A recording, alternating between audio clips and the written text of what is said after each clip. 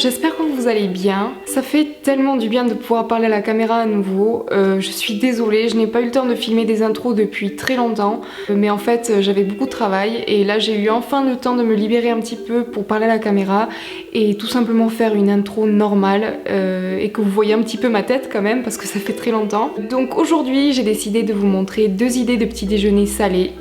Ce n'est pas dans mon habitude de manger des petits déjeuners salés. Moi, vous me connaissez, je préfère tout ce qui est à base de fruits pour commencer la journée.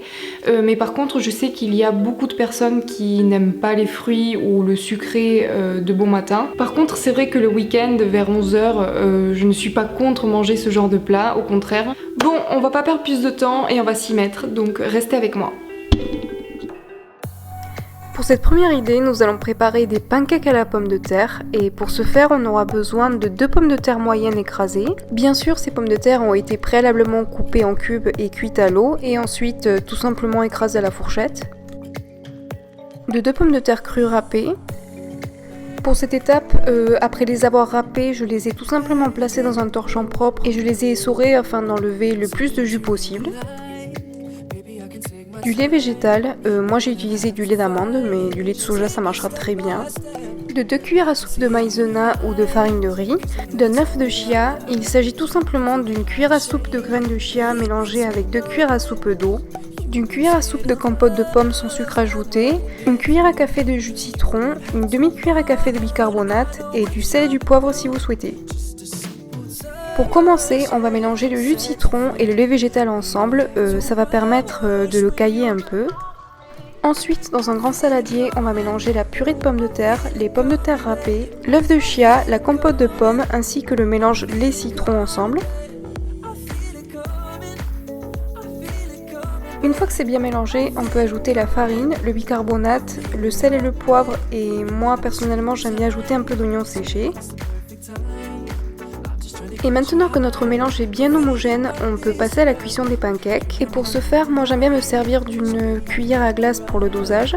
Ensuite, je les fais cuire sur une poêle bien chaude pendant 4 à 5 minutes de chaque côté.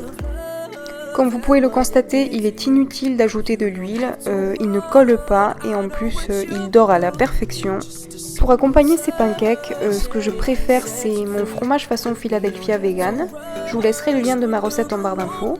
Je rajoute simplement un peu de ciboulette et d'oignons déshydratés et une fois que j'ai mélangé, c'est prêt. Il ne reste plus qu'à ajouter une généreuse quantité sur nos pancakes tout chauds.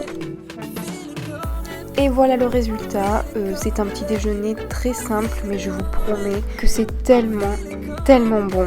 Et si ça vous énerve de faire des petits pancakes, vous pouvez aussi faire une grande galette, il suffit de la faire assez fine. Et voilà, vous avez votre petit déjeuner et franchement vous m'en direz des nouvelles parce que moi personnellement j'adore. Pour cette deuxième et dernière idée, nous allons préparer du bacon vegan. Franchement, ce petit détail peut vous changer une tartine ou un plat. Et pour le préparer, on aura besoin de 60 g de noix de coco en copeaux, de 2 cuillères à soupe de sauce soja, d'une cuillère et demie à café de fumée liquide, d'une cuillère à soupe de sirop d'érable, d'une cuillère à café de paprika fumée et du sel. Concernant le paprika fumé et la fumée liquide, si vous habitez dans une grande ville, vous n'aurez pas du mal à le trouver. Autrement, si vous habitez dans une petite ville comme moi, je vous laisserai le lien du site internet où je les achète en barre d'infos.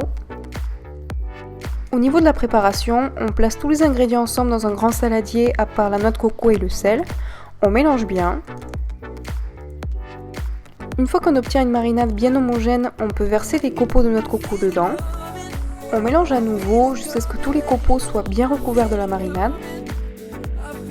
Ensuite, sur une plaque recouverte de papier sulfurisé, on peut verser les copeaux. On les répartit uniformément sur la plaque et c'est parti pour une cuisson dans un four à 170 degrés pendant 15 à 20 minutes.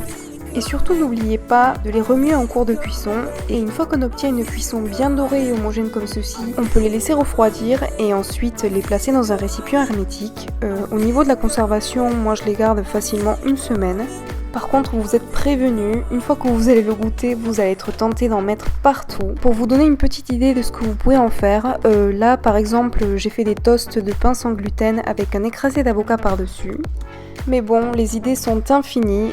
Personnellement, j'adore en mettre sur mes pâtes. Mais si vous avez d'autres idées, n'hésitez pas à me les faire savoir dans les commentaires. En tout cas, j'espère que cette vidéo vous a plu et qu'elle vous sera utile. Et si vous refaites une de ces recettes, s'il vous plaît, n'oubliez pas de prendre des photos et de me taguer sur Instagram, Facebook ou Twitter. Je vous fais plein de gros bisous et je vous dis à la prochaine vidéo.